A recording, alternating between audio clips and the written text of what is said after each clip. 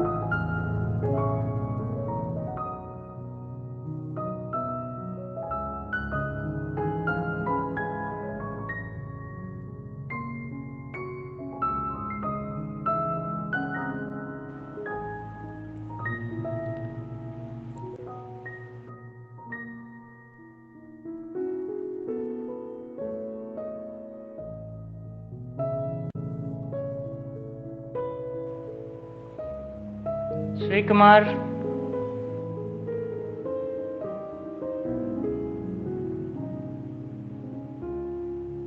Sri Kumar.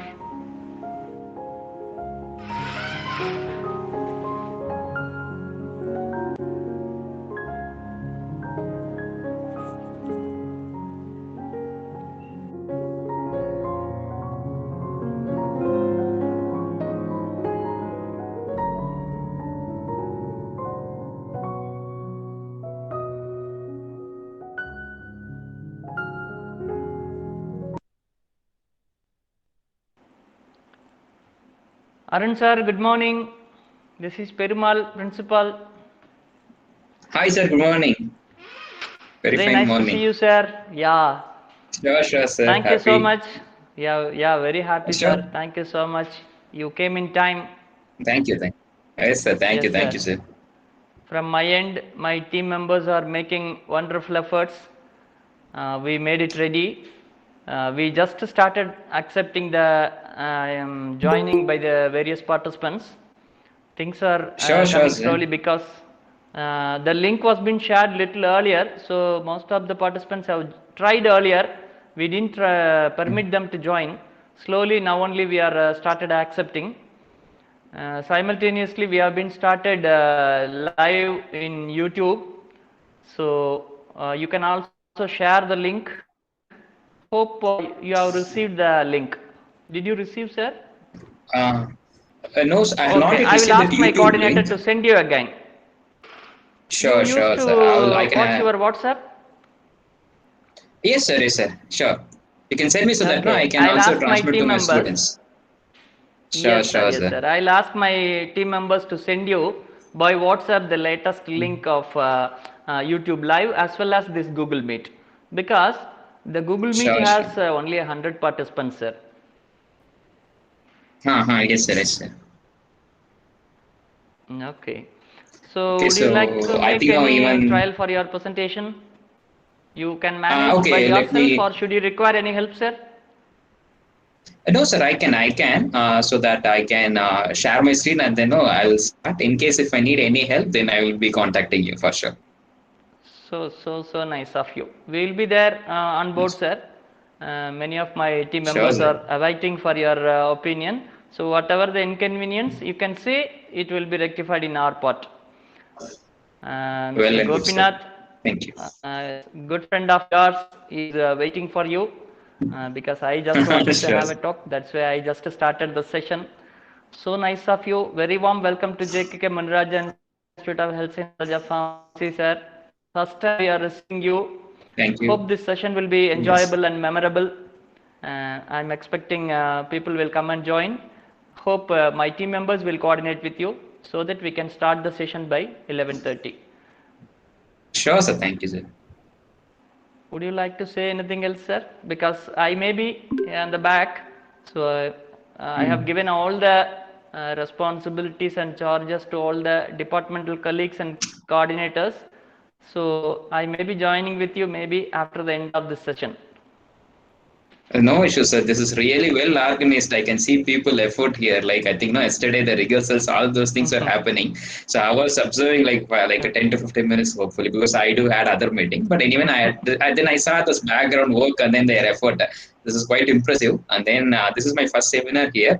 Hope we will have in lot of collaborative projects. See that ultimately now the outcomes we are open for research. Okay, so I think there might be also very much students who's interested in doing research. Faculties will be interested in doing research. So we are open. We can discuss ideas, and then at the end we can come with some good patents, papers, publications. A lot of things we can do, funds, all those things. So this is just an initiation. Okay, there are long way to go. We will do it, sir. Thank you so much for your broad vision, sir. At the outset, you have given a Sure, very sir. good news for all of us. I think all my team members will be very happy to receive the words from you. You have a long vision. Actually, we are little narrow in our vision that we should continue the webinar, but you have given a tonic to go ahead with the broad vision, like going for industrial visit, because you are the man. You served in industry. You have a lot of experience. So thank you so much for sharing your experience with us. Hopefully all the participants also will be getting benefited. So thank you so much, sir. Hope all my colleagues as well as the interested registrants will be having a enlightening session. You also will have a good memories with us. So my best wishes to all of us to have a successful and enlightening webinar on today. Thank you so much, sir. I'm handing over the session to Thank you. Mr. Gobinath or the coordinators. Thank you. Have a good day. Thank you. Thank you, sir. Have a good day. Bye. Thank you, Bye. Sir, sir. Principal Sir, good morning, sir.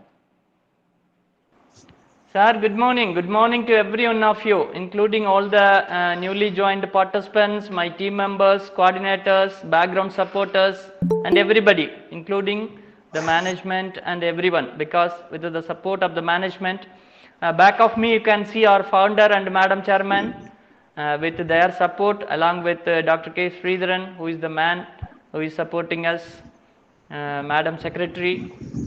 Without them, we cannot do anything with this pandemic situation. With their support only, we are making it. So thank you so much for every one of us. Hope let the session will be beginning today at an earlier time. My best wishes to all of you.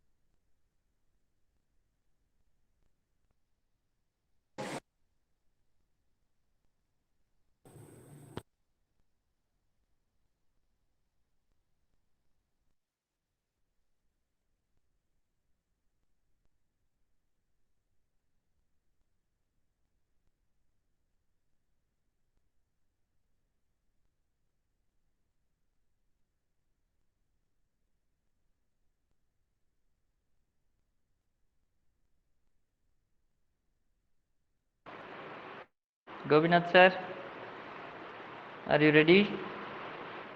Yes, sir. Okay. Good morning, Arun, sir. It's already 11:29. Few of them are watching the YouTube channel, so need not mind about the number of participants. Once when time comes, I think we can start. Okay, sir. Thank you, sir. Thank you, sir. Thank you so much. Arun, sir. Good morning, sir. Yeah, Mona, good morning. Thank you, sir. Thank you for accepting the invitation, sir. Good to see you, sir. Sure. Nice to meet you again. So I think, shall we start? Yes, sir. Yes, sir. Shall we start, sir? Sir, principal, sir. Shall we Okay. start? Shall we start the program, sir? Yes, sir. You please start with your welcome note. Yes, Carry sir. on. Thank you, sir. Thank you, sir. Thank you, sir. A very good morning to all. Joining wonderful occasion. I am Gobinar, Assistant Professor, Department of Department of Pharmaceutics, JKKMIHSCP Institute of Health Science College of Pharmacy, Erode. A hearty welcome to all the participants for joining the International Webinar Series 6.14 on the topic of a novel approach of utilizing pharmaceutical technology towards pharmacogenomic based personalized medicine, presented by our resource person, Mr. Arun R., Assistant Professor, Department of Pharmaceutics, JSS College of Pharmacy, Ooty. I hope this webinar be truthful and beneficial for your future venture. The pharmacogenomic is very powerful tool in the study of the role of the genomes in drug response. The pharmacogenomics reflects its combining of pharmacology and genomics. The personalized medicine has the potential to tailor therapy with the best response and highest safety margin to ensure better patient care by enabling each patient to receive earlier diagnosis and risk assessment and optimal treatment. The personalized medicine hold promising for improving healthcare and lowering cost. So this topic could be an innovative area and definitely it is a good field for our research work. We feel happy, sir, by having you on this wonderful platform for sharing your knowledge with us among your busy schedule. Now, I would like to invite our Professor Dr. S. Silvaraj to enlighten us your welcome address. Please, sir.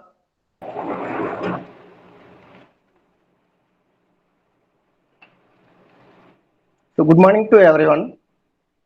Respected Secretary Madam, respected Dr. Sridharan Sir, respected Principal, respected resource person, various head of the departments, my dear staff, my dear students and participants. It gives me immense pleasure to extend a warm welcome to all of you to the International Webinar Series 6.14 on the topic of a novel approach of utilizing pharmaceutical technology towards pharmacogenomic based personalized medicine. I, on behalf of JKK Muniraja, Institute of Health Sciences, College of Pharmacy, TN Palayam, I would like to express our gratitude and welcome our resource person, Mr. Arun M. Pham, Assistant Professor in the Department of Pharmaceutics, JSS College of Pharmacy, Ooty, Tamil Nadu. I would like to extend gratitude towards our convener, Dr. P. Perumal, Principal of JKK Muniraja Institute of Health Sciences, College of Pharmacy, for encouraging us to conduct a webinar series like this. I am again thank you, sir, for your kind support and guidance given to us and when required. I extend my warm welcome our coordinators, Dr. K.K. Sendilkumar, Dr. J. Priya, and Mr. K. Kopinath for their valuable support for this webinar. I feel honored to welcome my dear staff members, non-teaching staffs, my dear students, and valuable participants for taking a keen part in this webinar. I expect that the webinar will be productive and the next few hours will be enjoyable and fruitful to you all. So finally, I hope you have an engaging and enriching session ahead. Thank you very much.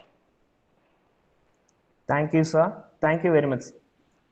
This is the time to introduce our resource person, Mr. Arun R. M.Pharm, PGDRA, PhD. Sir, working as an assistant professor in Department of Pharmaceutics, JSS College of Pharmacy, Uti. He qualified GPAT with All India rank of 201 and he received Academic Excellence Award in UG and Sri Haralal P. Shahadavani Medal in his post graduations. He started his research career as fast-moving customer goods research management trainee at Amritajan Healthcare Limited. At present, he engaged in consultancy work with various companies including Eurofin Advin, Tanvas, ACG Worldwide, Sterling Biotech, Lyris and NextGen, etc. In his past 3 years of academic career, he involved in extensive research with resulting 38 indexed publications. He published 2 books chapters and authored a book on computer-aided drug delivery system for M.Pharm students.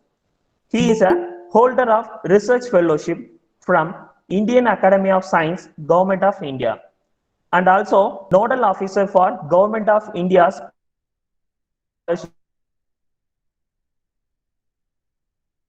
for Ministry of Education Institution Innovation Council.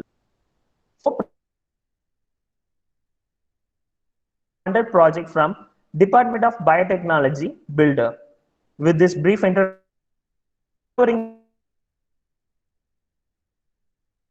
yours, please, sir. Thank you, Gopi, and then thank you all. Okay. Thank you, sir. So welcome. Thank you. So welcome all. My name is Arun. I think you've given a very good introduction about me. So now let's go to the seminar. So I think hopefully you might have received those brochures, and then like about that what we are going to discuss. All those details might be already broadcasted to you. So now let me share the screen. Based on that, we will talk more about this particular topic.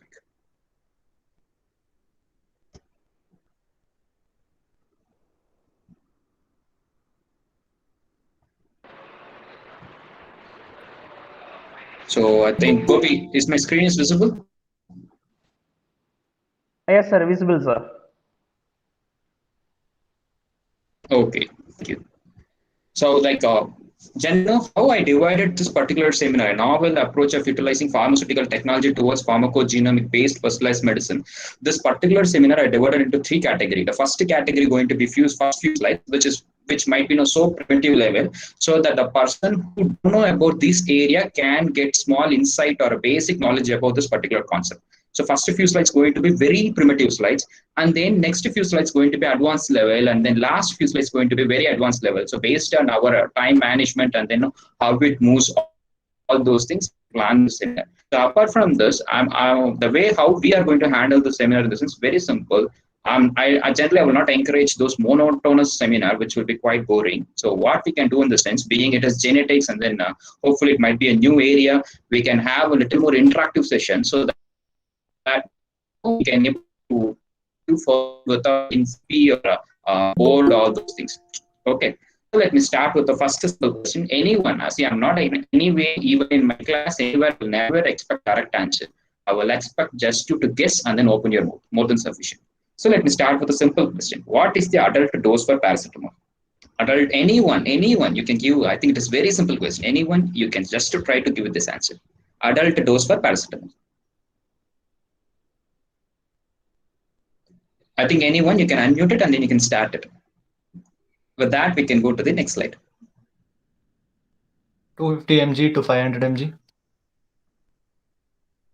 Excellent. Okay. So this is very good. Okay. So 500 mg or 250 mg can be the adult dose. So now comes when a person with average body weight, okay, and then the person with the average specific age, if it comes, the doctor is going to prescribe this 500 mg. Even Go comes or I go anywhere, the doctor going to give 500 mg. Everyone going to get a uniform dose for a large variety of population. Now we are going to comment on that aspect. This is the golden standard, which is followed in last 50 or 60 or 70 years. Okay. Now the first question itself, we are going to debate it, whether it is a correct standard or not. Okay. So let me come to the next slide. Let's see. I think hopefully we might be knowing these people. The first is nothing but like no Surya, person from Tamil Nadu, again in a cine field, and then the next one is Prithviraj is from Kerala, again Kerala cine field. The third is Andhra cine field, Magesh Babu. Let's see. The three members, almost body weight and then age, everything is same. These people are comes under the age between 40 to 45 category. Okay, and then no, this body weight, everything comes in the same. And then when these three people go to the hospital, okay, and then they go for a paracetamol, the doctor is going to give all three the same dose. They're going to get either 500 mg or 650 mg. These are the three people going to get same dose of paracetamol, accepting or not. Okay, this is what regular clinical practice or regular implemented practice. Okay, this is what. But my next question is very simple. Now you check. Do these three members have a... Yes, please. Sir, screen is stopped, sir. Presentation is stopped, sir. No. It's not moving. Please ensure the screen presentation, sir.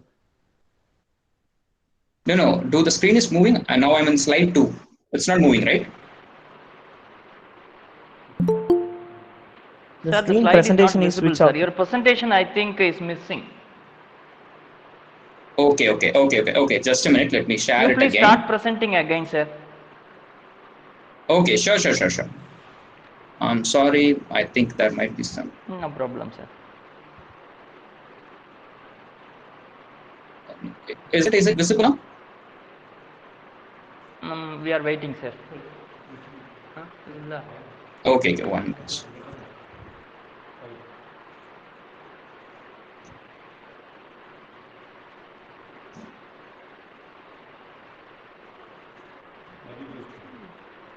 Now you have started presenting, sir. This now? Yeah. Now it is visible, sir. Okay, thank you. Okay. So, thank you. So, I'm Sir, sorry. excuse me, sir. So now let's discuss about these three. Sir. Arun sir, please wait, sir. It comes as presenting, but still to get the picture. Okay, sure. I think might be no.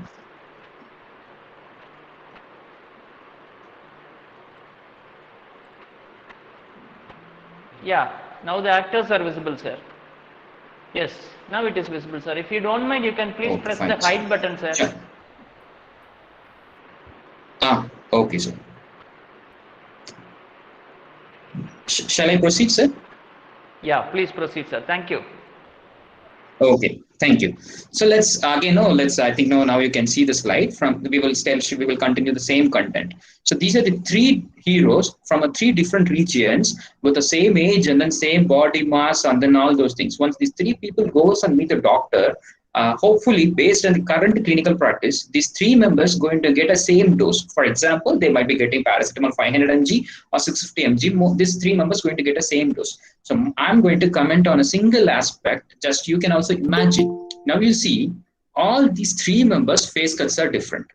Hairstyle is different. Body language is different. These 3 are totally different. It means these 3 members' genetical makeup itself, it is different. They might have a similar type of gene, but the makeup and the epigenetic characters are different. They are not identical.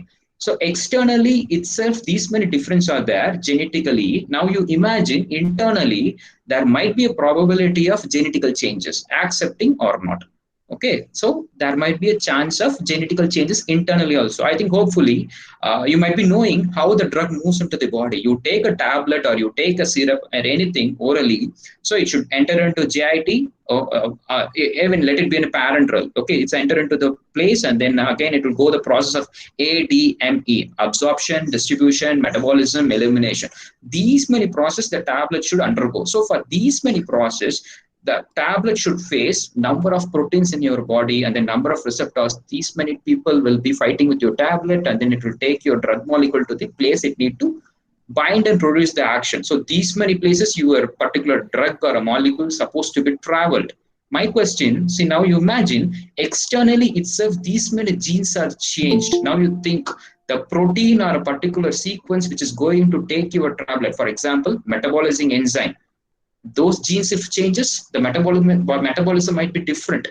Okay, the 500 mg may not be working for a particular person. If the protein, carrier protein gene is different, again automatically the doses may not be sufficient, or the dose may not be actually the required dose.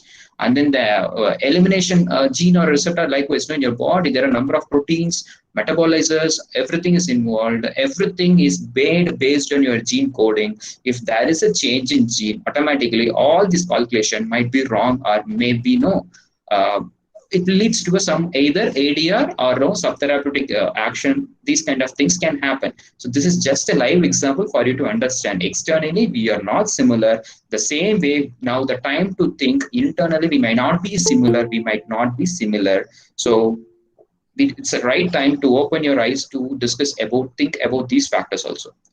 Now you may get a question, sir, okay, you're talking all these things. My question is very simple. Then why conventionally we are practicing this? Why don't we have other solution? As of now, this is what the actual thing happening in clinical setup. So do you tell, you might be asking me whether it is wrong, or you commenting the current clinical practice is wrong. Okay, so now next slide, you will get an idea what is happening actually in the clinical practice. See, listen. Very simple, like all human beings, you, me, everyone, 99.9% we are similar genetically. 0.14% we are not similar. That it is accepted by a natural research group.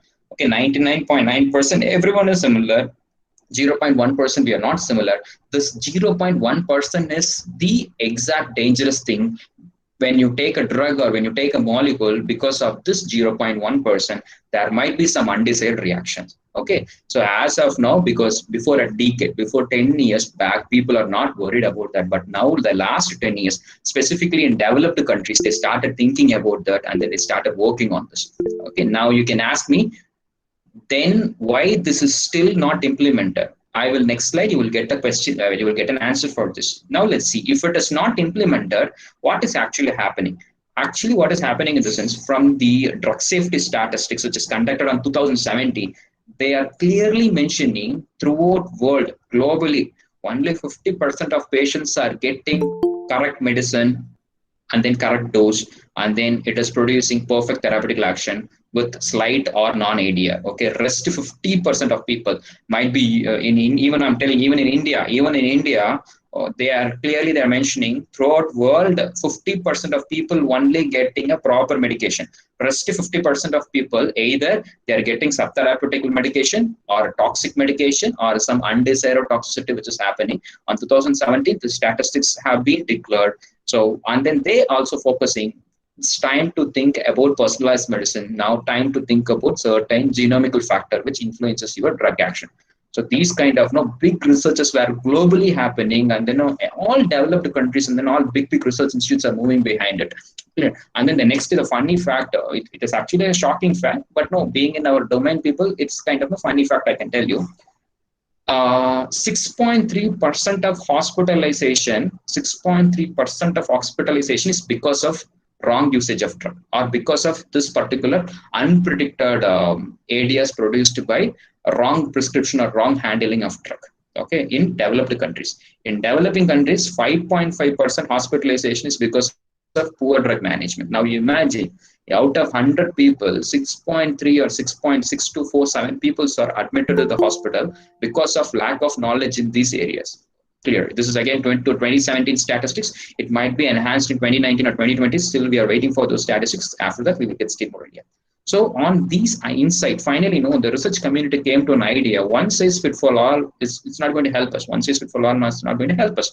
Why it is not going to help us? Yes, fine. Before 10 years, we don't have any big medical equipments. We don't have any big formulation equipments, and then we don't have any big analytical machine or gene screening machine. Nothing we don't have. But at this past 10 years, the science tremendously developed. We have now gene coding machine. With the 2,000 rupees, we can go for gene testing. 3,500, 5,000 rupees, we can go for gene sequencing analysis. Like this, now technology got developed. Even we can have number of tablet technologies and then pharmaceutical technologies. Everything got developed. Now it is right time to think how to minimize it. See, generally, as a paramedic or as a medic, fine. Finding solution for a problem is our primary aim. Now, this is the actual problem which is happening in the community. Finding drug, developing new drug or developing a new molecule or finding new pharmacological pathway. Yeah, it's quite important. I'm accepting. But still, this is an undercovered area where we need to focus still more. to develop some solution where the really people are suffering. Like I can give you an example. You take a warfarin drug, you go and talk to any doctors. Warfarin drug, if a doctor gives one specific dose to a patient, it will work. The same drug, if it gives to the next patient of checking his body weight, mass, everything, if we give the same drug to the next patient, he will be getting visceral bleeding, like from eyes and then from teeth, jaws. The person will get a visceral bleeding because no, the same dose will work for one patient and then it will not work for, it will produce ADR for the next patient. Okay, when you take a methotrexate, an anti-cancer drug, the same dose will work for a patient and will not work for a patient. Likewise, no, clinically it is creating very bad impact. People are struggling. Clear. I'm not at all talking about new upcoming molecules. These are no past 20 years, 30 years. These molecules are available in society. Okay, very cheap molecule. Everyone can get benefited by this molecule, but still, people don't have no clear idea on these customized drug delivery part. So people are suffering because of this. So this is actually very deep science. We should have a very good clarity so that we can able to take it to the next level. Very simple. From the first slide, we can get an agenda. One size fit for all is not a proper approach. We need to think of individualizing the therapy. Now let's talk about the factors. What are the factors people are generally considering? Okay, to be considered. The first factor is nothing but PKPD genetic polymorphism. This is a factor. Apart from this, there are a number of general factors are there. Demographic factors, pharmaceutical factors, physiological factors, biological factors. All these factors are generally considered, and clinically, and then even a research industry, formulation industry, like pharmacological industry, they do have a very good idea on all those things. But still, this PKPD genetic polymorphism clarity yet to come. Okay, so this is again a developing area. So generally, what I'm telling in the sense how the research starts. What do you mean by citation? What do you mean by research publications? What is actual research impact? Everything is very simple. Who initiates the research, and then who completes the research? Okay, so for this, I feel India should be an initiator, or we should be an initiator, and then we should be the completer. So people, the international community should follow us. Why can't we think in that way? So that is why I'm just bringing in this topic to students community. So you will get at least an idea, this kind of researches are there. So we should start thinking about like pharmacogenomics, and then we need to take this pharmacogenomics like upfront for developing a new strategy or a new plan. Fine. So now see, what are the available strategies? We have two types of strategies. One is dose titration, adjusting the dose based on patient's requirement. Okay, next is formulation change. Even a dosage form changes, we can do based on patient's requirement. These are the two strategies. Now, I'm giving you again a nutshell. The first probability, it is proven 99.9% of genes are similar. Only 0.1% gene is different. But even the gene different is just 0.1%. This impact on drug medication is very high. This is actually scientifically proven. Now we are going to move to the next slide. So let's see what are the, I told you, what are the, it will produce different effects. Now let's see what are the different effects which can happen actually. Let's see. This is the patient group, like not a personalized patient population. It is a generalized patient population. Let it take what is actually happening in India or any kind of developed countries. Just now America is working on it. Let's see. So this is the generalized patient population. You think this is an actual Indian population. Okay, they have a same diagnosis and then they have a same prescription. They found they have a same disease and then they found the doctor given a same prescription of a same weight, same dose, everything. Now, what are the possible effects which can happen? The first possible effect, the drug toxic but beneficial. This is known as based on risk benefit ratio. Mean the drug produced toxicity, but it produced its effect. This is one type of people will get this kind of effect. So the doctor will ask him to continue the medication. This is first type of effect. Drug will produce toxicity, but it is beneficial. First category. And then second category, what we can expect in the sense, drug not toxic. It will not produce any toxicity. The same way, it will not produce any beneficial activity. So for this group, we need to change the molecule, change the drug option, or we need to have some of this plan. Okay, so this is what the second issue. For this group, we cannot able to give the same drug. And then let's see third group. Drug not toxic, but beneficial, highly desirable group. Highly desirable group. For this group, the drug will not produce toxicity, and then the drug will produce beneficial effect. The fourth group, drug toxic but not beneficial. This is highly dangerous group. It is not producing any desirable effect, but it is producing toxicity. Now you imagine for a same group of people, when you give same dosage form, the people also have a same disease, you can expect these kind of different effects. So once the doctor comes to know the effect, what he will do in the sense that he will try to do next plan. It's a kind of no trial and error approach, which is really dangerous sometimes. Clear. So this is what I'm telling you, known as inter-individual variability. When we talk about a research, we should start from what society needs. Okay, it should not be like, no, we are searching in Google or something like that. Okay, when you do an actual research, even at reputed universities like Harvard, Cambridge, MIT, Boston, how do they do the research in the sense? They will start from problem identification, like where the problem happens, and then how my science can give solution to the problem. So this is what the problem identification. Because of inter-individual variability, people are suffering. Okay, I think I can give you one more good example. When time permits, students, if there are some final B from students or something like that, they can go and check BIRAC. Okay, it is a government of India's research proposal platform, BIRAC proposals. They will give very good money as a stipend, all those things. Okay, in that BIRAC, the first column, they will try to ask what problem you identified, what solution you have. That's what I'm telling you. So this is what actually the problem. Now let's see how our science can help this problem. Okay, so as of now, we discussed all those basic concepts. So now see, we are going to talk about science part. What is it actually? So let me give first insight about what is pharmacogenomics. What idea about pharmacogenomics? Okay, pharmacogenomics is nothing but a branch of genetics which related to therapeutic action. Mean how the genetics influences drug therapy. Okay, that is known as pharmacogenomics. Like genomics in the sense science of genetics or a sequence. Okay, so pharmacogenomics in the sense like how genetics influences drug therapy. That is what first clarity we should have. Second, genetic polymorphism. What do you mean by genetic polymorphism? Because in upcoming slides we are going to discuss more about genetic polymorphism. So you should have a clarity what do you mean by genetic polymorphism. It is very simple. Genetic polymorphism in the sense like more than one type genetic polymorphism.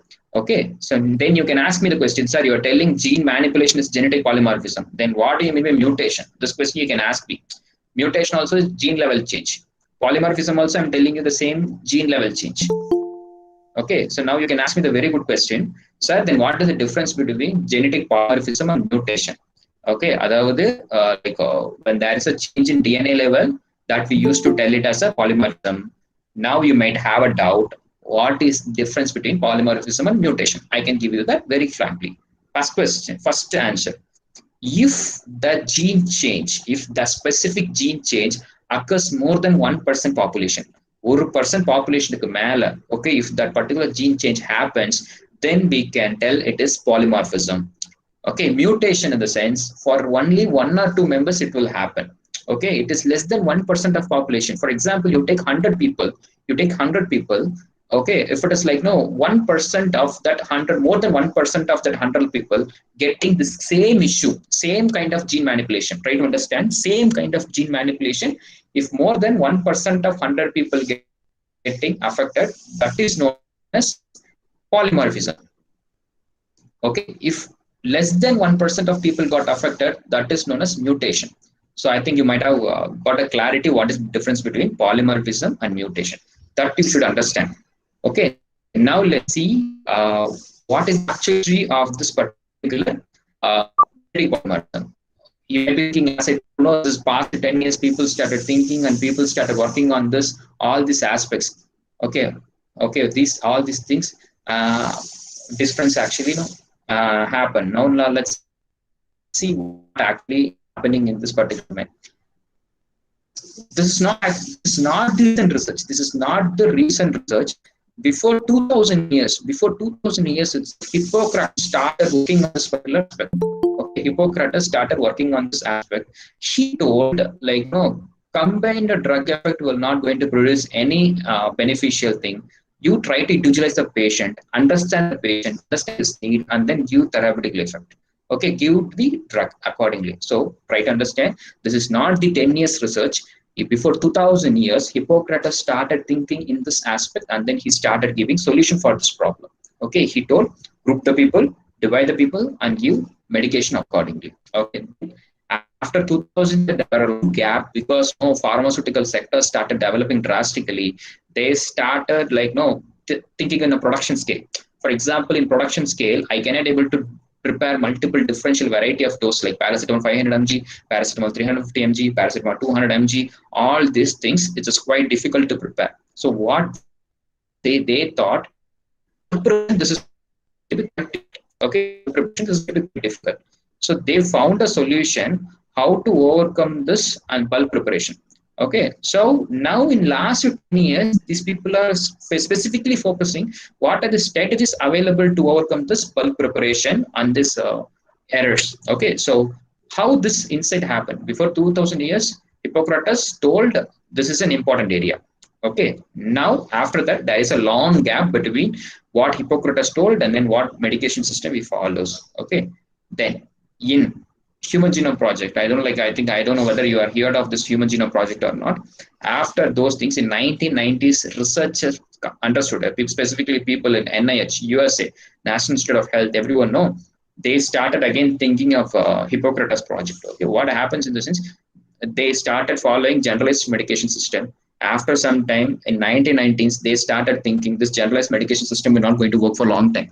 People going to suffer this kind of people going to suffer the problems. So in 1919, a big project happened, which is totally unbelievable project in world. It happened. Okay, that is nothing but Human Genome Project.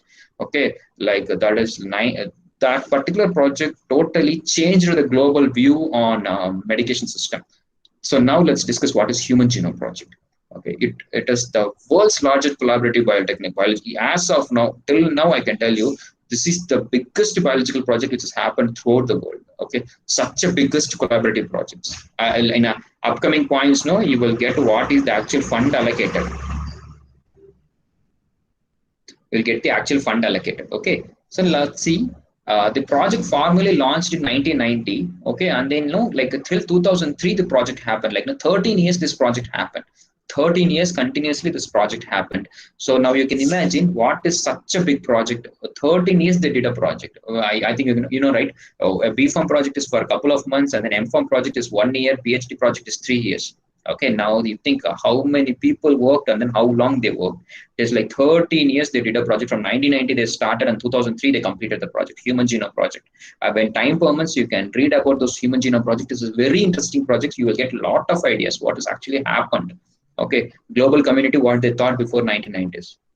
Okay, then 20 universities took part in the project, like Stanford, Cambridge, all Harvard, like all big universities took part in this project. And then like research, multiple research centers in UK, US, Japan, France, Germany, China, everyone. This is kind of, as I told, this is a mega project. These many people involved, and then these many people did this particular project. Okay, so let's see what is the fund they invested. Okay, so 2.7 billion in 1991 financial year. They invested 2.7 billion US dollars. Okay, when you calculate it according to 2018, it is like 5 billion. Hopefully, it is like 36,000 crore. I think it's a very huge amount they invested at that time to understand what is gene, to reveal completely what is available in human gene. Okay, they want to disclose the human gene. They want to completely open the human gene. Okay, so for that, these many people started invested this huge money, and then they did a very good research on genetics. So that is known as Human Genome Project. After 2003, this particular project completely changed the international view on genetics. So, what is the outcomes? They found around 20,300 gene-coded proteins. Okay, they found around these many coded genes are available in our body. Okay, like 22300, whole human gene they sequenced, and then they found how many protein coding genes are there, and then they came out completely revealing the information how many genes are there. Okay, it's like 22300 genes are available. This is almost similar to that of other mammals. They came to that conclusion. Okay. And what are the outcomes with that particular experiment?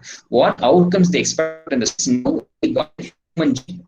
Now we got a very good idea how many codings or how many protein coded genes are available in human body. We got this idea. Then with this idea, generation, what people do, they will, if this particular gene is manipulated, what does he make it? So even current scenario, this is the research which is happening. Okay, even in our university, we are doing this research. For example, if this particular gene is manipulated or if this particular gene is changed, what kind of disease the patient may susceptible in future, near future. Those ideas, they had a very broad vision. 2003, they just unsequenced the gene. After 2003, after a couple of years, people started correlating gene with the disease. Now this research is prevalently developed. Okay, it is going on. Now I can ask you one small question. If based on this human genome project, you think in 2003, what are controversials might have developed? Any idea? If just you can guess, this is just kind of a game. Okay, I think whenever researchers do a big project, people will come for protesting. No, we cannot able to allow this project. This will be against mankind. Like there's a lot of protests will happen. The same way in 1990s, when they initiated this project, there are a number of protestations happened. So if you can just guess, I'm not asking you the answer, just to have an interaction so that you will get refreshed. For that purpose, I'm asking you. You can imagine in 1919 to open up a human genes, to disclose human genes. What are the controversials might have developed in those days? Just you can guess and tell me any answer. I'm open. எந்த மாதிரிலாம் கான்ட்ரவர்ஷியல்ஸ் வந்திருக்கலாம் அந்த காலத்துல 1990ல ஹியூமனோட ஜீனை பத்தி எல்லாம் sequence பண்றது? என்ன idea? Different countries people have different genes, so why are you evaluating only one person's gene? Good. It's a very good idea. It's very good guess. I'm happy. But actually, what happened in the sense, they took many people from very different region and they started sequencing. But it is a very good guess. Okay, valid point. But actually, to avoid this controversial thing, what they did in the sense, they took number of volunteers and then they took their genes and then they came to a conclusion. Apart from that, like I'm asking, human ethics related, what are the controversials might have arisen in those days? Any idea? Yeah, your guess is really good and appreciable.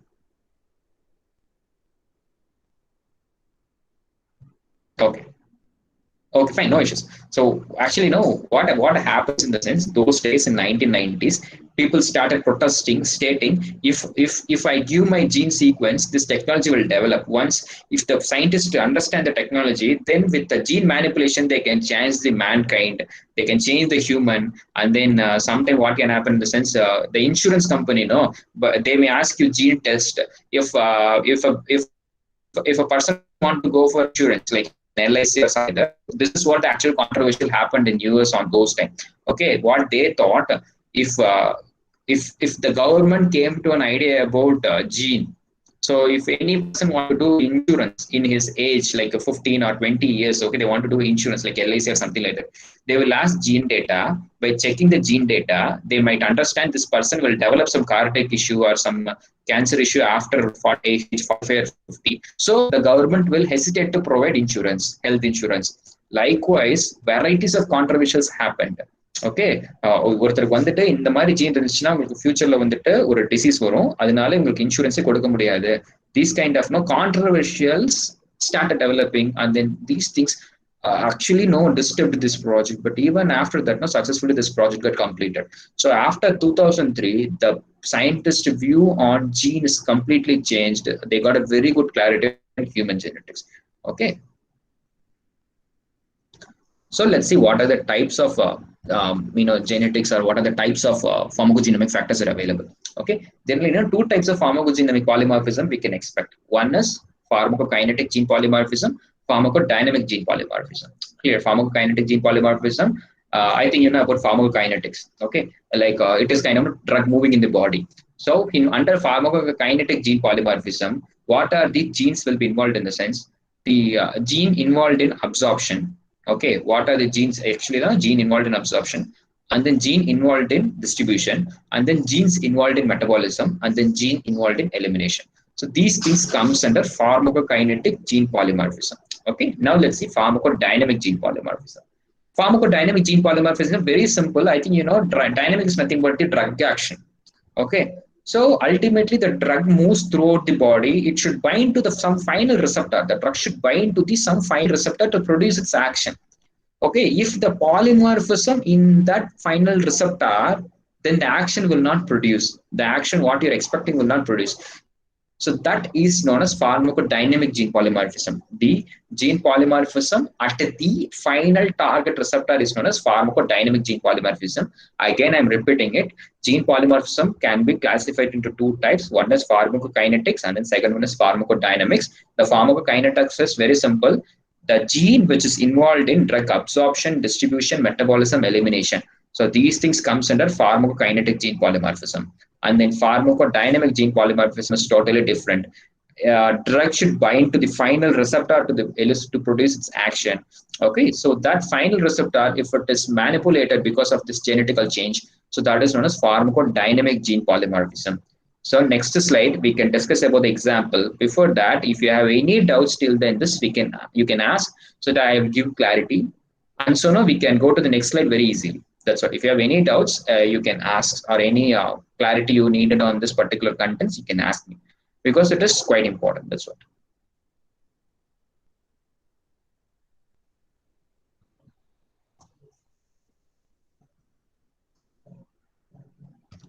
Fine. So let's give me the example. Let's give you an example. Okay. For that case study, I think now we discussed about what is pharmacogenomics, and then like what are the types of pharmacogenomics, like variations available. All those things we discussed. Now let's discuss what example. I can give you an example. So what drug we have selected? We selected methotrexate. Okay, we selected methotrexate. So now we are going to check the case study, how a drug will get affected because of like pharmacogenomics, and then like how we can use pharmaceutical technology to get an outcome. Okay, so we can take an example of methotrexate. This is what we took in our lab. Why we took methotrexate as an example, and this is very simple. The patent got expired. The drug is around 1948 the drug discovered. So now the drug don't have any patents. So we can comfortably work. Even from this, you can get idea how we can select any drug for research. Okay, patent got expired, so we can now, even if we develop tomorrow a new product, we don't want to worry. We can comfortably work with this particular drug. So no patent. Next, I checked the internet. We got a surplus data, like nearly about 51,000 data about methotrexate researchers, and then like 67 data on its toxicity, and then 613 data on its genetic. Okay, like we have surplus of information related to the methotrexate. It's available in public domain, and then this cost also very less. Like if you go for a bulk purchase, it is like per kg it is like 3,000 to 7,500 kg per kg. The cost is very less. Okay. So next, again, what is the actual reason for selecting this drug? This is what very critical point. This is what a critical point. Why it is selected in the sense, 10 to 30% of patients discontinued this medication because of side effect. Okay, as I told you, there are a number of groups are available. So 10 to 30% of people, it is very huge number. The doctors gives them a drug, and then the patient will take the drug, and then this drug will produce more side effect rather than the beneficial effect, and so the doctor will change the drug molecule. So, but the same drug will produce good effect for some other people. So that is known as interindividual variabilities. This everything made us to think methotrexate is the right candidate to bring under this tree. Clear? So this is the major reason why we have selected methotrexate. Let's go to the next slide. So what happens in this sense? We select methotrexate. Then we start working on what are the pharmacokinetic genes variations available in the methotrexate.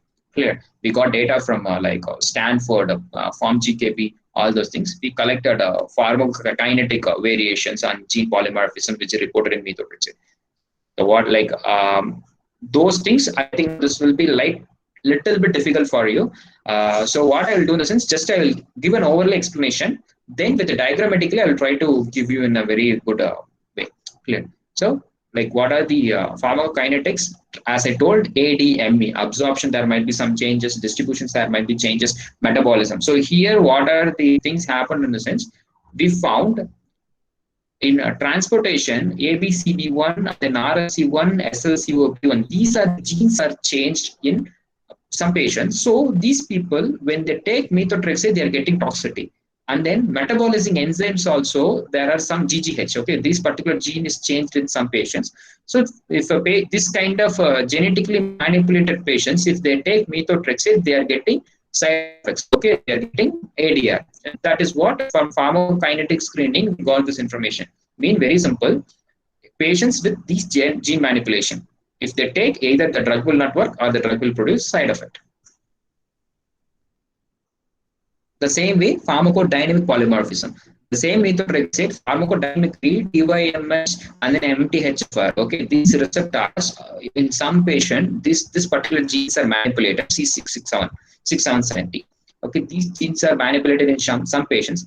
If these patients take the methotrexate, the drug will not work or the drug will produce toxicity. So these kinds of insights we collected. We collected these informations. Now, just I give you an example. We selected a drug candidate, and then for the drug candidate, we got a clarity what is pharmacokinetic genetic polymorphism, what is pharmacodynamic genetic polymorphism. We know culprits. What are the genes are the culprit which disturbs your drug? Okay, so let's see how to develop a technology. Now we are going to link this gene with our pharmaceutical technology. Very simple. Okay, so as I told, pharmacokinetics polymorphism case study. There are some transporters which affects your drug entry or it produces toxicity. So I think you will to see as an example. This is just a very simple example I told you. Okay, so what happens as a ADME transporter? So what happens? No, so here the drug enters into the body by influx. The drug will enter the cell. The same way, the efflux pathway. So after production, the drug should come out. So the cell will have an efflux pathway. All cells will have an efflux pathway. Okay, let's take, if this efflux pathway gene is highly, it's overexpressed. Okay, if it is overexpressed or if it is hyperactive, okay, what happens then? The drug will enter, before producing its action, it will effect out, it will be pushed out. Then it will not have, it cannot able to produce action. So this is the problem what we found in methotrexate. Okay, so now example what I told, this particular ABCB gene is highly expressed in methotrexate. Some patients, if this kind of, if take methotrexate, what happens? Drug not in the cell, will not produce action. So what pharmaceutical solution we can do? Very simple. We can develop a surface modified nanoparticle. Okay, we can develop some surface modified nanoparticle. So the drug will enter here. This surface modification chemical will inhibit this efflux. And then the drug will produce action. After that, it will come out. So this is just a simple example. So number of gene polymorphism are related to ADME. This is just a transporter. Okay, this ABCB one, nothing but a PGP. I think you might be familiar with that name. Okay, PGP. This is just an efflux protein. If there is a manipulation of the efflux protein gene, what happens? Whenever the drug enters into the cell, it will be pushed out. Whenever the drug enters into the cell, it will be pushed out. Okay. So if we need to, if this is happening more, we need to avoid it. For that, what we can do in the sense, we can do formulation change. Like how we can do, we can prepare some nanoparticle and then you coat the surface with anti-PGP agent. So this anti-PGP agent will inhibit it. So the drug will be available. It will produce an action. This is an example of pharmacokinetic polymorphism. Now let's see pharmacodynamic polymorphism. The drug should bind with some receptor and then it should produce action. Unfortunately, even at that, the final receptor itself manipulated. If the final receptor itself manipulated, so if the drug is trying to bind, it cannot able to bind. If for that case, what we can do, we can customize it. We can either increase the dose or change the dose likewise, so that you give more concentration, it will try to bind. This is what conventionally practiced. For that also, pharmaceutically, number of technologies have been developed. Okay, like 3D printing, melt extrusion, metered dose, strip dose, digital dosage. Likewise, a number of technologies have been developed. Okay, so now actually, we should also start researching on this area so that you will get an idea how technically we can do the dose titration based required by the patient. Some patient may require 500 mg, some patient may require 622 mg, some patient may require 712 mg, likewise. Clear? So for that, we have a technology, but only thing, even this technology also have some pitfall. We should have a clarity and we should start working on research on these technologies. Okay, so for the next 10 years, we will have a very good clarity on these particular aspects. So now let's see what are the technologies as of now available. Okay, I can give an example. So this is very interesting technology, nothing but 3D printing. Even in US FDA, America, they gave approval for this particular tablet. Okay, like no, instead of preparing tablet conventionally, we can print the tablet. We can print the tablet. Okay, it's like a printer. We can print the tablet and then we can print it with multiple dosage forms. Like for example, I think you can see here, if we need 2 mg, 5 mg, 10 mg, anything we can print. Okay, it's very very interesting technology. We can print the dosage form. And then the next is extrusion method. Extrusion method. This is the extruder. This is the extrusion method. Here we can extrude it out. The murukupulira madri. Okay, what dosage form we need, we can extrude it out. So these techniques, no, rather than conventional techniques, these are now developing, and then now government started giving approval for these techniques also. US started, they have given approval. Okay, so if these are happening, by that now we can able to precisely decide what dose should be given, what mg should be given. All these things, no, we can do perfectly. Clear. So this is what actually happening in this particular technology and this particular developmental areas. Clear. So let's see. First, we talk like 3D printing, and then next we discussed about solid extrusion technique, like how these extrusions are happening. Okay. So apart from that, still there are better techniques are available. I think you might be seeing. I might be you know this. This is like no cellotape dispenser. This is a cellotape dispenser. The same way drug delivery technologies are available. You can load your drug in strips. You can load your drug in strips based on the patient's requirement and his dose required. He can able to tear it and then he can able to take it. So he can able to maintain the integrity and what required dose he can take. For example, some patient may be needing like a 2.7 mg. Okay, that the readings will be given. He can exactly tag 2.7 mg and then he can take it. Okay, and then like meter dosage form. This also now it is developing. It is same like no inhaler. The same like inhaler. Here he can fix the dose. Here he can fix the dose. Once the dose is fixed, when he tries to inhale, only this much amount of drug will be coming out. All tablets or all capsules they can convert in this techniques, and then they are planning to give this also. Again, like no insulin pen, it is again one of the example of personalization. Other dosage forms and then other drug molecules also coming under this kind of technologies, like no controlled dose tighter technologies. Okay, so now you can ask me, sir, is this a humbug or really companies are working on it? I can give you surety. There are numbers of that. Like I think you can go and search in Google topmost pharma companies. Okay, you will get list of our topmost pharma companies. All such companies are working on this personalized medication. GSK, Johnson and Johnson, Pfizer, Roche, Abbott. Apart from that, Merck, Strides. These big shots in pharma sector are now past 5 years or 10 years. They're working on personalized drug deliveries, technology, pharmacogenomic based personalized medicine. All these things they are working. Okay, because they know this is the potential area which is going to run the world and after 10 years. Because till last 10 years, people are thinking, or people are only concerned about treating the disease. But the current 10 years and then upcoming scenarios, people have started thinking treating the disease without side effect. Okay, I think no, even you can check, even you can ask your brother or sister who studied. Okay, if a doctor gives a tablet, they will go to Google and they will search what is the side effect of the tablet. Even a non-medicated domain students, like no, let it be an engineer or let it be anyone, the first what they're doing in the sense, first when a doctor prescribes the medicine, they are going and checking in Google what is the side effect associated with the medicine. So it means that globally, people started thinking to have a medication system without ADR or without side effect. So the companies decided only this is the approach by they can able to reduce all those side effects. Clear. So that's why they are working on this aspect. What we did as JSS or my lab, what we did in our lab is very simple. Like we got DST fund for personalized medicine. It's around 60-65 lakhs fund we got, and then now based on that we got some equipments, and then we are working on customized drug delivery. And then past 1.5 years we also published a paper in Nature journal. So I think this is the the pharmacogenomic journal, one of the highest journal in area of pharmacogenomics. I think we published here. Now still more researches are happening. I think we are the only first complete Indian group who published in the journal from India, complete India. So thank you. Hopefully you might have got some idea on this. So now we can discuss. If you have any doubts, you can put forward.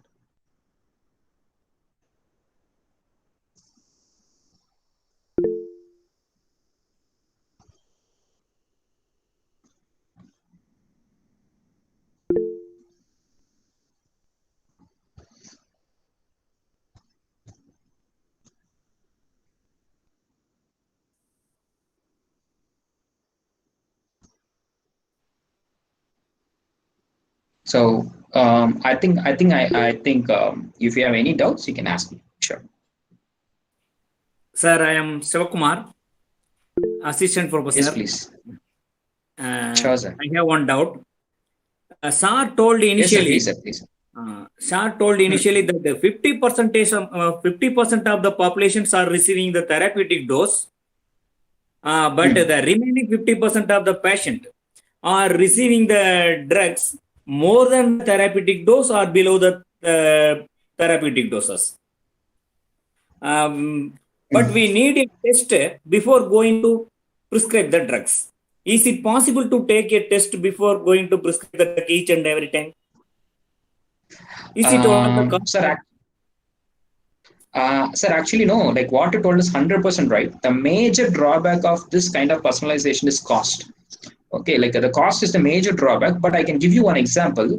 Now the community is developing to reduce the cost. For example, I'll tell you when in 2003 or 1990, when they did the human genome project, to understand your genetics or my genetics makeup, we need to spend more than 70,000 or 80,000.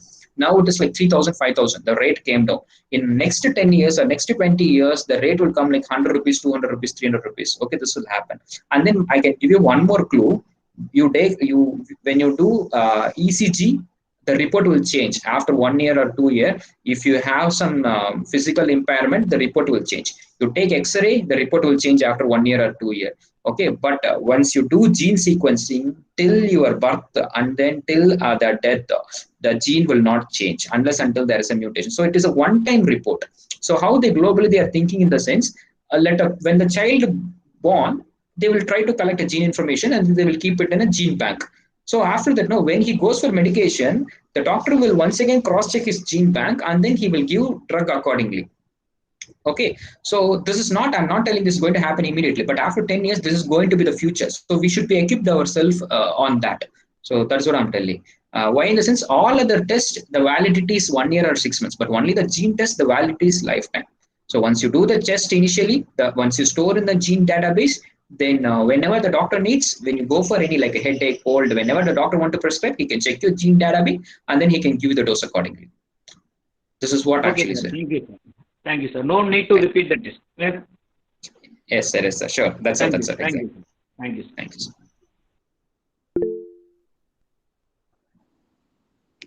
Sir, Any one more doubts? question. One more Please, question, please. sir. Sir, one participant asked, what is meant by single nucleotide polymorphism? SNP, single nucleotide polymorphism, in the sense there will be actually in Ali there will be I don't know like whether the particular participant is technically sound or a B.Pharm student. Let me explain very primitive way. In a gene, in a DNA gene, there will be strands. If there is one strand sequence is changed, that is not a single nucleotide polymorphism, which is prevalently available in India and then Caucasian population, this Asian population and then European population. Although in DNA, only one loci or only one allele will be changed. That is not a single nucleotide polymorphism. In a single polymorphism, let it be a single nucleotide polymorphism, but the effect will be more. Okay, what I'm telling, if there is a SNP found in metabolizing enzyme, CYP, I think you know very well, the CYP is a very good metabolizing enzyme. If there is a SNP in a single nucleotide polymorphism happens in metabolizing enzyme, what can happen, either the metabolism rate will drastically increase or it will drastically will come down. If you give 500 mg paracetamol, sometime SNP, a single nucleotide polymorphism in metabolizing enzyme, the patient, the drug will not be sufficient. We need to give a little more drug. So this is what actually SNP. Okay, sir. Thank you, sir. One Thank more you. another one question. Explain Please. about implementation of pharmacogenomics in primary health sector. That's it's a very good question, but it needs its time. Like how, in the sense, primary health sector, what are the ways we can implement? Let's talk like you take primary healthcare center in Tamil Nadu or something like that. No, like Tamil Nadu or Kerala or Andhra, you take specifically Indian setup, because in Indian setup, this implementation is quite difficult rather than in developed country setup. So in Indian setup, let me discuss. Like we will take now primary healthcare sector, how we can implement in the sense. I can give you a plan. Okay. So first we need to have a gene testing laboratory, centralized gene testing laboratory. So you can collect an information, all the information of the patient should be available in centralized gene testing about. This is first factor. Second factor, what can happen in the sense, like frankly speaking, the primary health sector should have a 3D printer, a small machines, like 3D printer nowadays, even you can get it for 2 lakhs or 3 lakh rupees. So 3D printer they should have. The second, they should have a extrusion machine. Likewise, they should have these kind of machine, or they should have an experienced compounders.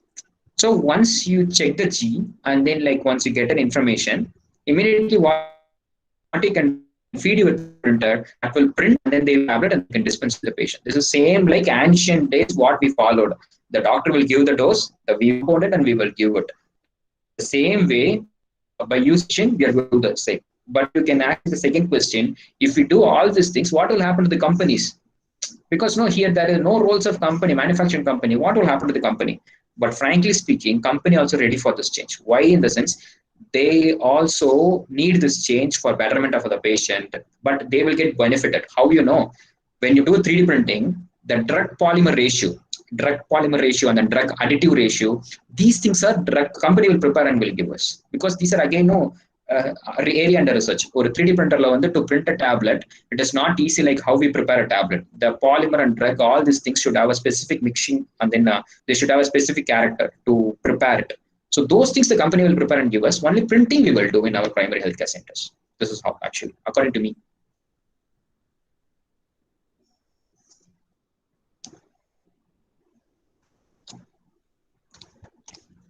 Gobi, any more doubts? No, sir. No, sir. Okay, thank you, sir. Thank you for your wonderful presentations with your great motivation of your research and having great focus on the core. And in questionnaire section for your explanation in detailed manner. We hope this session is remarkable with a lot of useful information. This is the time for gratitude our resource person by the way of playing one video clip. I request Mr. S. Srikumar to play the video. Hopefully, we all of us enjoy it. 1 minute, sir. Sure.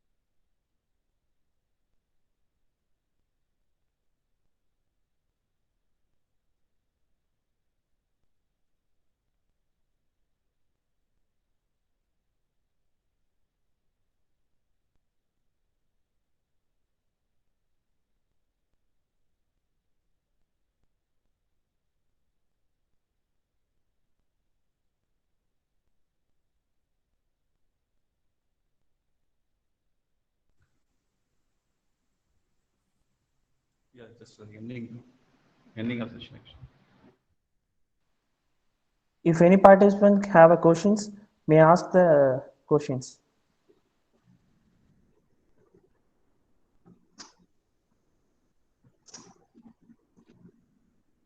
So listen, students, like participants are. If you have any questions, you can ask me. I'll be like, let it be a primitive question or a very technical question. I'm ready to answer. Sir, the ideology and everything is fine, but Yes. isn't the companies targeting one premier sector of the population? How affordable is it for the local people, or say from the grassroots level? Yeah, I can understand. It's a very good question. But actually, no. Frankly speaking, when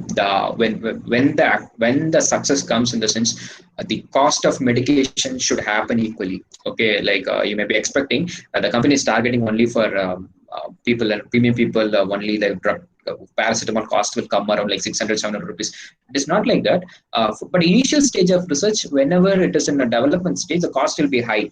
Okay, but after 10 year or 20 year, the cost will come down very drastically. It will come down. So it is like for throughout globe. That is why NIH is funding. It's the government agencies they are funding. Even companies they're working.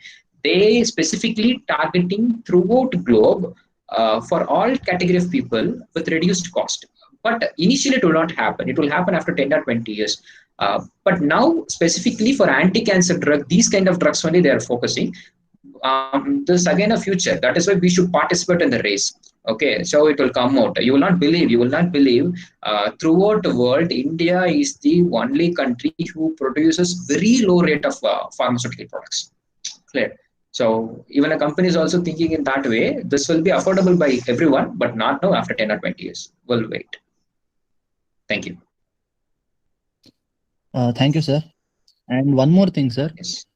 Um, Please. What is the safety level of all these data, sir?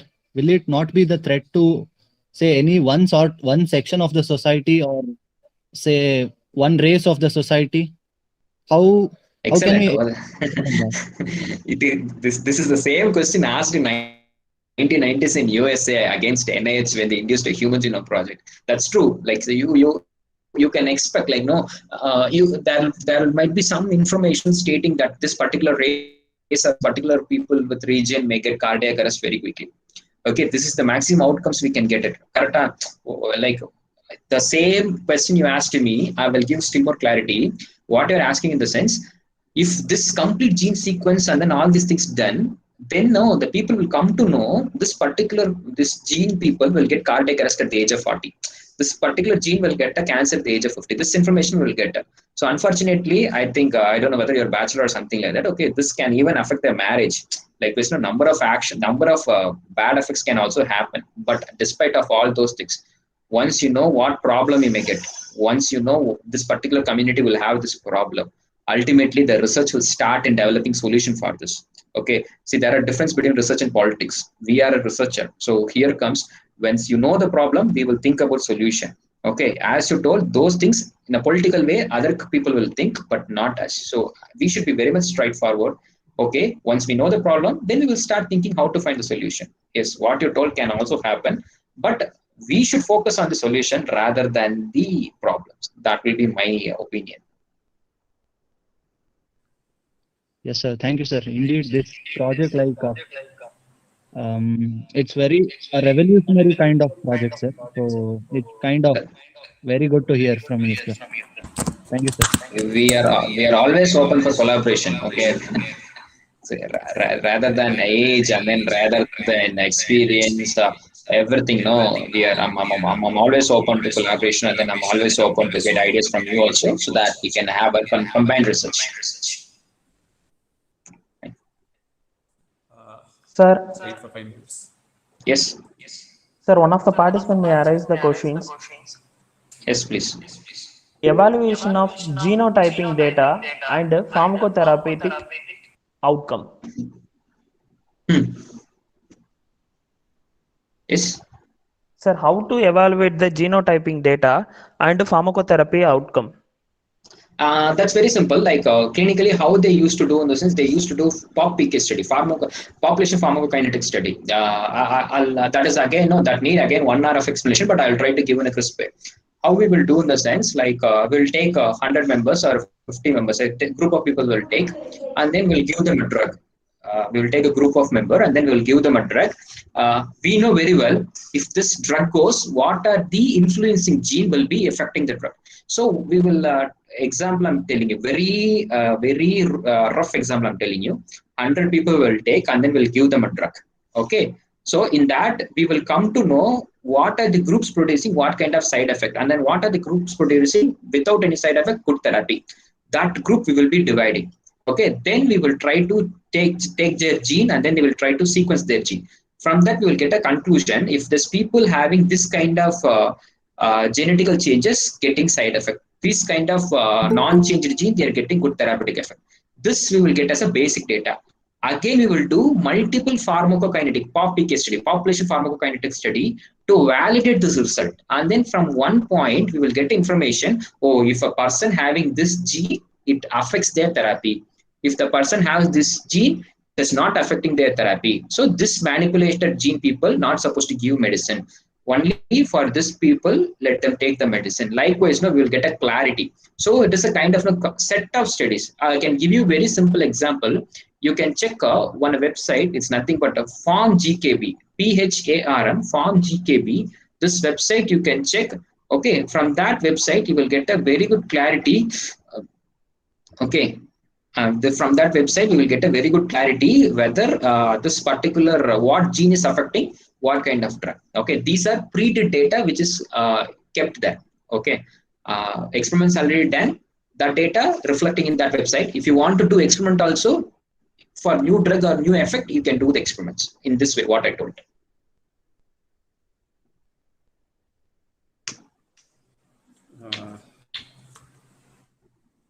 Is it clear, or still they need a little more explanation? Yes, sir. It's clear, sir. Okay. If a coordinator allows me, can I ask some question? This is for the Yes, sir. clarification purpose. Yes, please, sir. Yes, please, sir. Yeah, thank you. Myself, Dr. Badnaman, calling from Nirmala College of Pharmacy, Kerala. Sir, your sir. deliberation was really wonderful and very informative too. I think the students as well as the fraternity might have thoroughly enjoyed your series, means your webinar lecture. So my point is that whether this forum is right or wrong, I don't know. Now the vaccines are coming up. There are so many companies are working around, and 3 vaccines already launched in India. My question is that for any type of vaccinations research, a lot of studies might be taken care of understand the base of the science. Whether this kind of application, the pharmacogenomics for the vaccination development, being conducted for the vaccine what is available right now in the market? Sir, actually, no, like I think you might be needing little more regulated answers. How I'll tell in the sense, fast track application process is there, sir. For vaccines, generally, how the government is doing in the sense, I think, please close your mics. I'm getting echo. Anyone? I think somebody is. Fine. So what happens in the sense, no, it is like I think for your question, I can still more give answer in the point of regulatory. How the vaccines they are getting approved these many fast in the sense like US FDA and then MHRA, I mean UK MHRA and then Indian CDSU. They have a process known as fast track application process. How they do in the sense they will try to reduce the timeline by doing a very number of subjects. They will do test in very less number of subjects, and then when they do. Immediately they will go to the next stage. They will not wait for. They will go to the next stage. Again, they will try to limit the number of subjects, number of volunteers involved in clinical trials. Okay, likewise, the normal vaccine to get approval, it will take like 8 years or 9 years time. But these kind of pandemic situation, when it comes under fast track application scheme, within like 8 months or 9 months, they can get clearance by conducting clinical trial, all those things. And then in that, another advantage in the sense, they have a chance for revisions. Mean once the vaccine started giving to the patients, if it is producing any side effects, undesirable side effects, they can revise it unless other drugs know if there is undesirable side effects, they need to withdraw it. But here they can go for revision rather than withdrawal. Okay, that is next advantage which is given for this kind of pandemic or emergency drugs. If there is some undesirable effects, you can revise it. Okay, don't want to withdraw from market. Okay, that is again next point. Third important point for vaccine and related drug in the sense, because it's supposed to be given in a short term, they want to give approval. They are not expecting any gene-based data, but doesn't mean it will not come.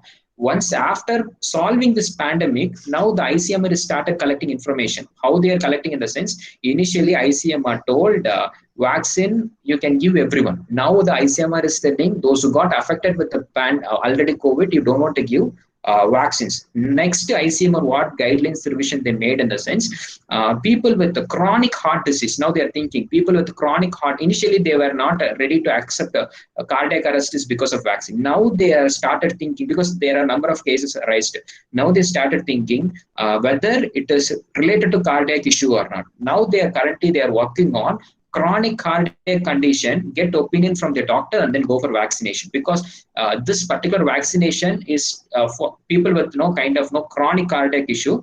It is aggravating it. This is again based on gene. So all these things is based on gene. But now what the best way they can do in the sense, if they started working on gene, it will take again 2 years or 3 years. So pandemic, that time it may be killing a lot of people. So they want to make as much of people to get this vaccine safely. After that, they'll be working on those gene or what kind of people are getting affected by the vaccine, what kind of people is not got affected by the vaccine. Likewise, this vaccine going to happen for next 20 years or 30 years, 40 years, people are going to take this vaccine. So to increase the safety, the first, whatever might be a private company or a government, the first stage is ensure whether they are safe. The second, increase the safety index, second stage. So when it comes to the stage 2, increase the safety index, all this gene will come to the role. So as of now, for approval process, it is not required, and so the people are not concentrated on it. But it is necessary. The stage 2, people will start thinking of that. Okay, thank you, sir. Thank Because you, sir. always it's a curiosity of everyone's mind. No, so we are in the formal line. What could be the associated consequences after this trial 4, clinical trial 4? Because they generally happen after launching to the market. So, what about the genotoxicity levels and how it is going to be vulnerable? To what surge it is going to be? So that's the curiosities are there for many of the people. Let me see. Hopefully, nothing should happen. We hope for the good. Sure, sir. So actually, you know what? One of my regulatory student, we did a research. Yeah. What we thought in the sense, why can't we use this application process for all other drugs? So why in the sense, no, see, now you can see, listen, so now we can understand, within a short span, number of vaccines started entering into the market using the term COVID. Okay, number of medications entered into the market, which we might be thinking, no, a normal drug approval process minimum it will take 3 years and 4 years time generally. Okay, but a number of drugs by using the pandemic, by using fast track application process, entered fast into the market. You can give very less clinical informations, you can give very less reported data, but when you get adverse drug reactions, immediately we need to respond. It's from a company say they need to keep on revising it. So this is what this gave a very good space for a company to launch everything very fast. So now what we thought in the sense, why can't we use other drugs? For example, like dengue, when it comes to regional pandemic, we can use some dengue drugs also in fast track application likewise. So we thought, and then we started working on this fast track applications. Then only we came to know what are the loopholes are there. The funny part I can tell you, even in India, the fast track application itself not perfectly developed.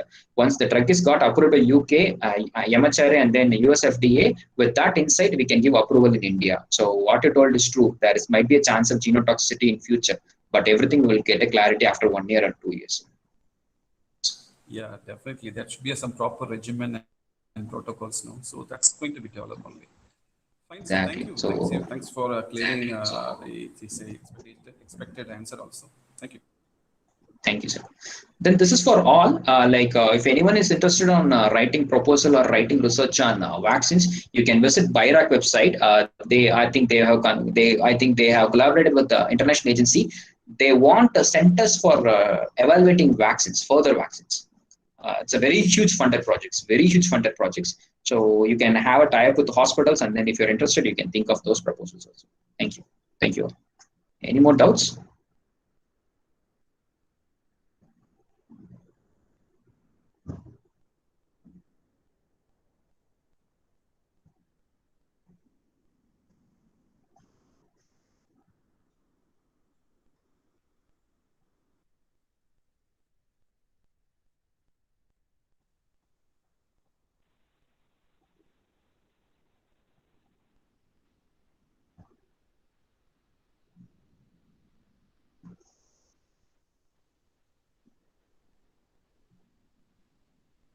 Thank you, sir.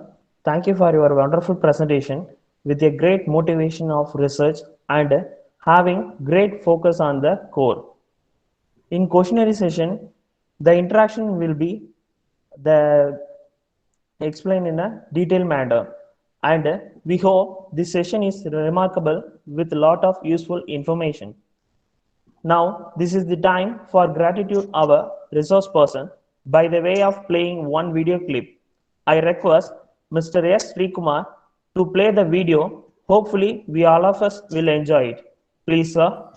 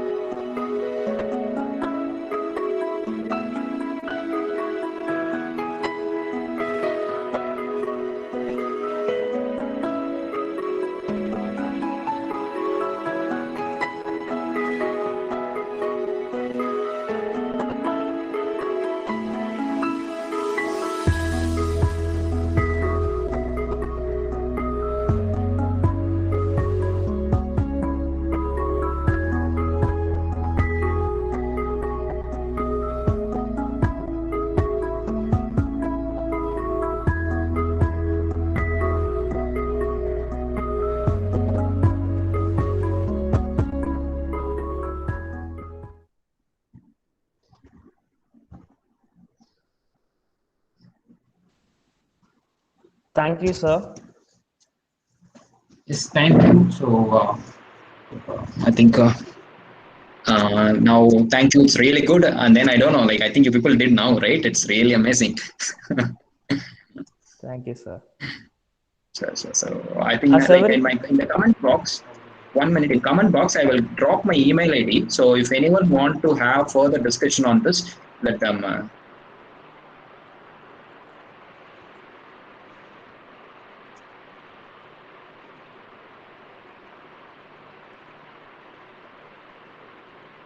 Yeah, I think now it is visible to all, right? In that message Yes, box. sir. Yes, sir. So I think even Agopi do have my contact number also. In case of any further doubts or clarifications or ideas to work or something like that, no, you can drop a mail or you can drop a message or anything. I'll be very happy to discuss. Thank you. Thank you, sir. Yes.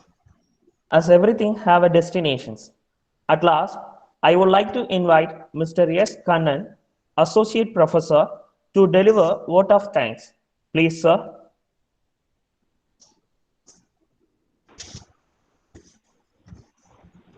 A warm good afternoon to everyone. I deem it a great honor to extend the vote of thanks on this momentous occasion.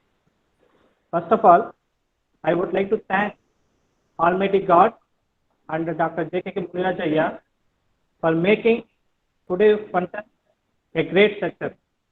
On behalf of JKKMIHSCP Institute of Health Sciences, College of Pharmacy, I would like to extend my heartiest thanks to our Secretary Madam, Mrs. Kasturi Priya, and Sridharan Sir for agreeing to conduct this wonderful webinar. I would like to extend my profound gratitude to convener and our principal, Dr. P. Perumal, for providing us with plenty of encouragement and support.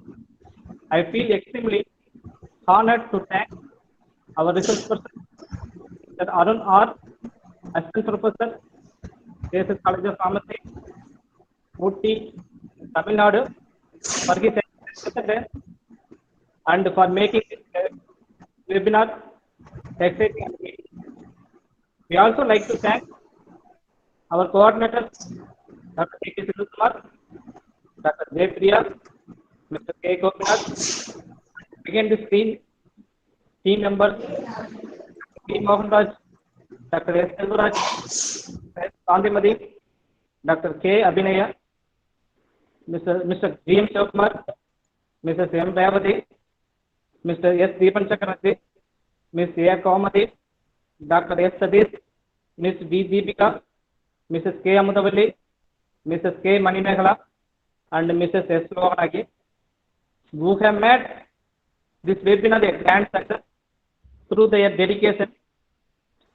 I extend thanks to Mr. S. Rikma for this soft skills and technical support. As no program can be successful with a single person, so I wholeheartedly thank all our participants for making this extent successful with your cooperation. Once again, I thank one and all your cordial cooperation. Thank you.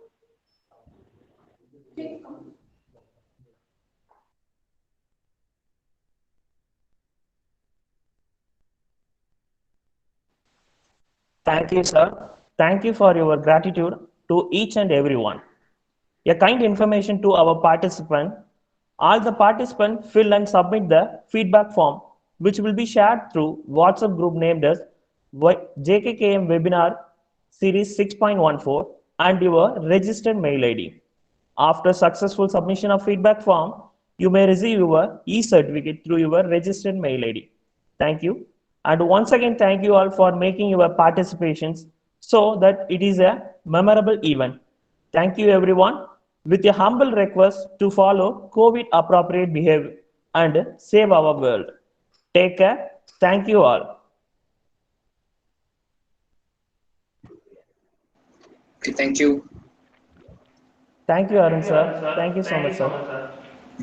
Thank you. Arun sir, thank you very much. Excellent presentation you made. It's very fantastic. Thank you, sir.